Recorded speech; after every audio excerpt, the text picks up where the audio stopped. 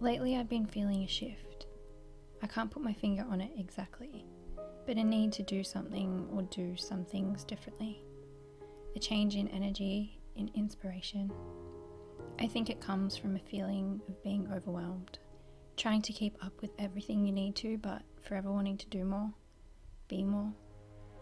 It's always an uncomfortable feeling because you know that you have to allow yourself to let go of what previously worked for you in order to find what's going to work from now on. And that's scary because you have to let go before you have something else to hold on to. I've really been wanting to start a sketchbook again, but to really use it and immerse myself in it, just for the pure joy of it.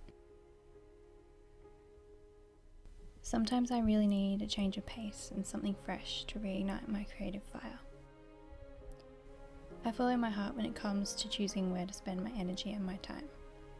For me, that's my children, my family, and my creativity.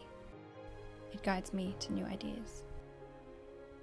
When you feel that urge to create, let it take you away.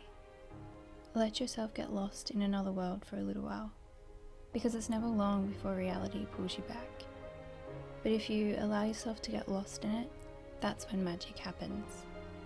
That's when you make something you can bring back home with you, a memoir of that elation, a little piece of magic from another place you could never accurately describe. Many people ask me how I find time to create or be creative. I don't have all the answers. I can't tell someone else how to make time. They may have to make shifts in their own life, make space for it. All I know is that if you feel the same pull that I do to be creative, nothing is going to stop you. You might be able to suppress it for a little while, but it always comes back. You can't ignore it, and I don't think you ever should.